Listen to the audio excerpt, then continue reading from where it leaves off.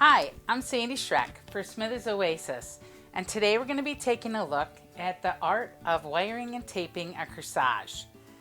We start off with choosing the wire. So the wire comes in a variety of sizes, usually the higher number, the smaller the gauge. And so this is going to be 16, 18, 20, 22, 24, and 26. For corsage work, I predominantly use the 22 and 24 wire. Sometimes for bracing, I'll use the stronger wire, but the heavier wire are things I use for armatures.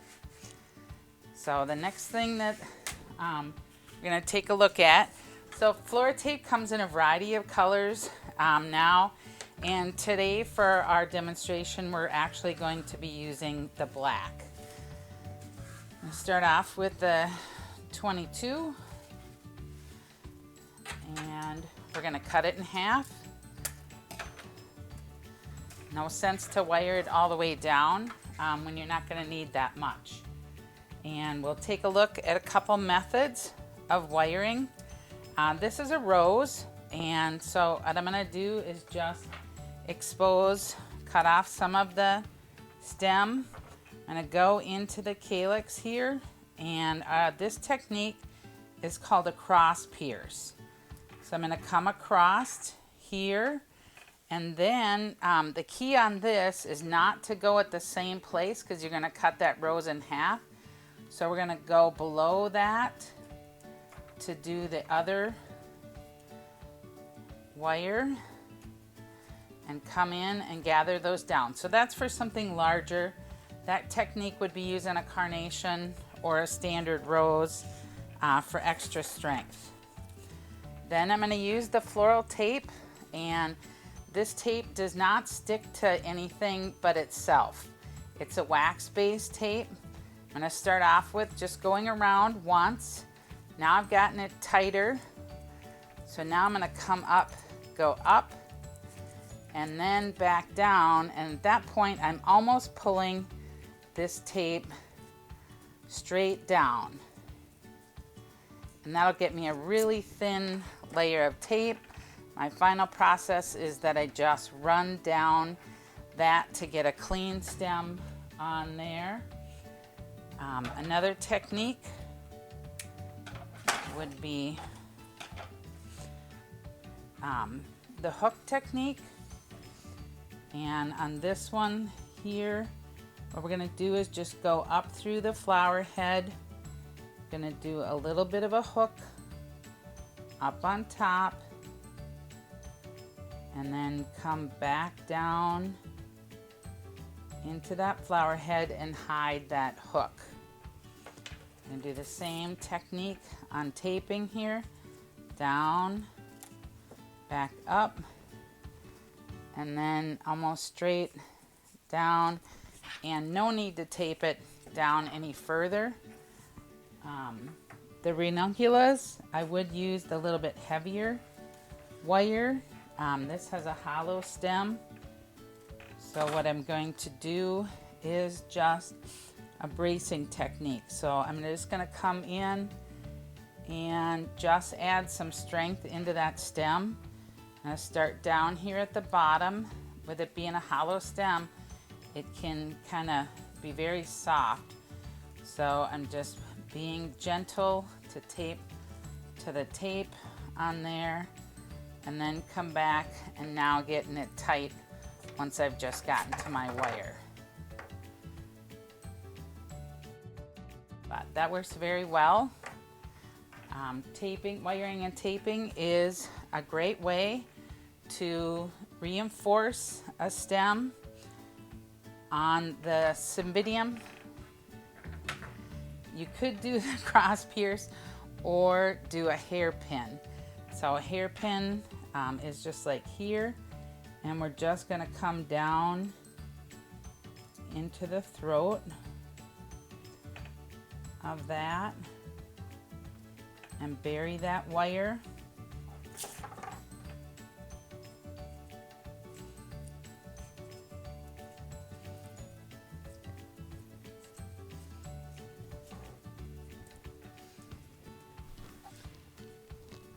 hairpin method would also be done on a dendrobium. We can do the same thing.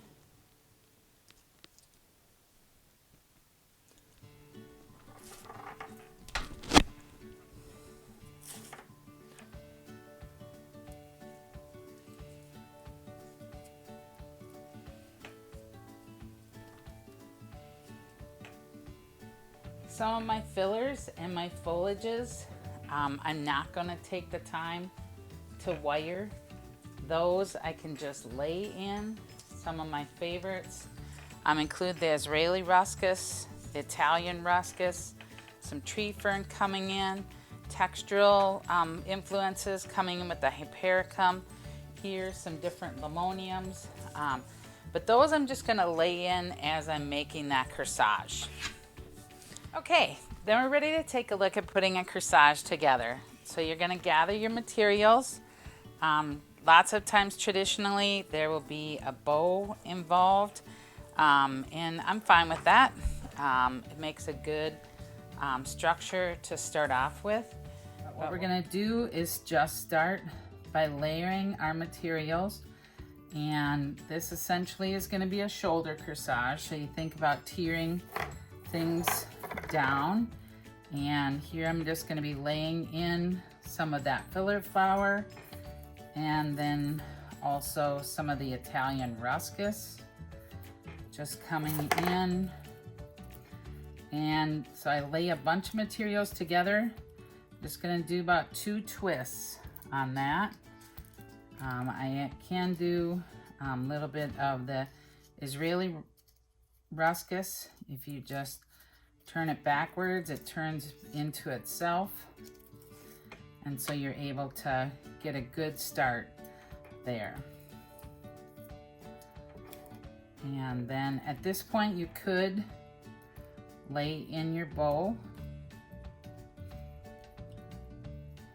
There, I'm just going to pinch that and then add my floral materials into the bow on the bottom side and the top side, so it kind of becomes more of a backer. And I'm just pinching it, laying in a little bit of the filler materials and foliages. So I'm not wiring and taping those separate. I'm not adding that extra labor into that. And then I'm going to think about this one coming back here. And so I'm actually going to tape a little bit of a end on here, ready that it can come backwards. It's going to help to hide my stem. And then we're just going to bring this guy with it.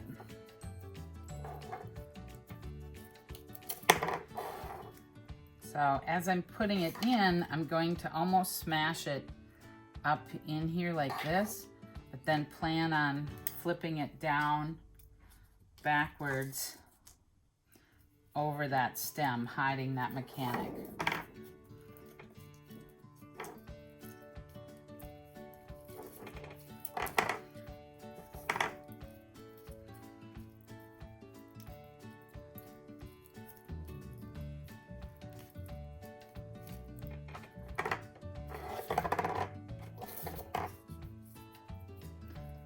So now I marry the two.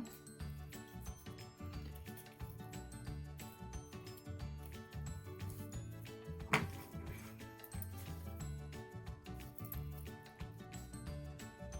we're gonna cut that stem off.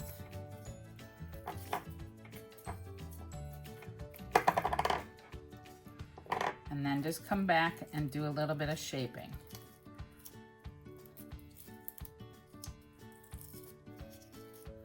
So those wires allow us control over the material.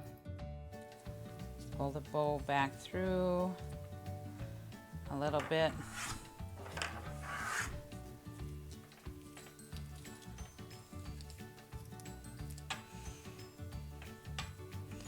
And there you can see I've hidden that stem that comes down, and it'll sit very nicely on the shoulder. Let's take a look at another style on this, and we're just going to do a little bit more of a round style on here. We're going to think about these two coming together right away.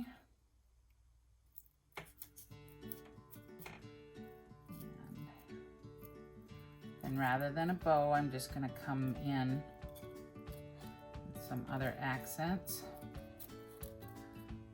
So I'm just laying this together, doing one little twist around, and then adding some of my foliages and accent pieces.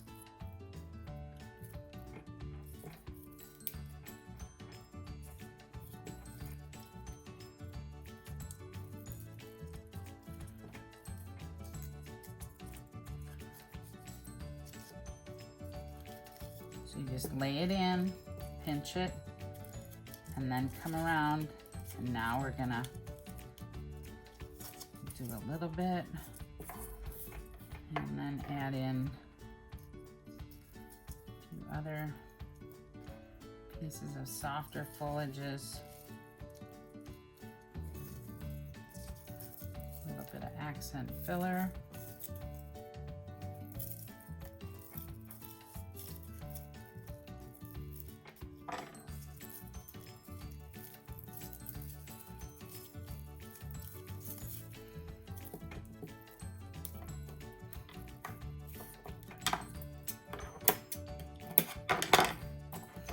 You can see some of these pieces with a stronger stem, I'm not wiring and taping. In this case, I would potentially, because I don't want that big a stem to go in there and it'll add a lot of weight. So I'm just going to use these little side shoots. Come in and grab those there. It's kind of like the little pearls. You're making floral jewelry.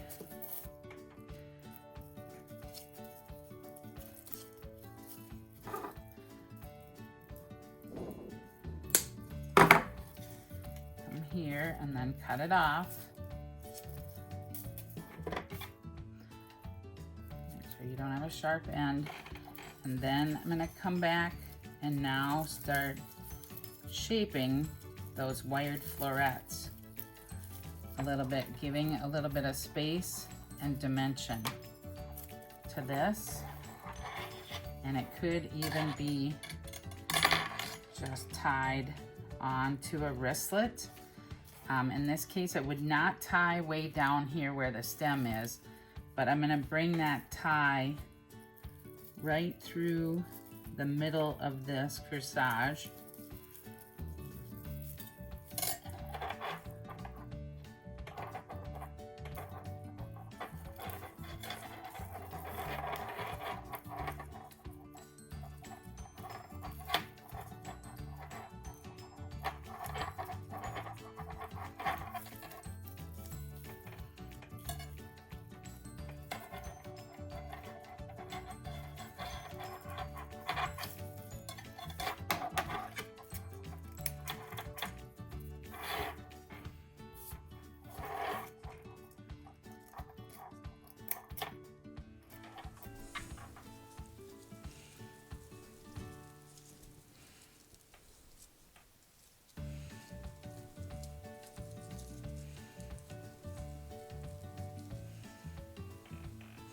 But there you can see that you're able to use it in a wristlet application as well.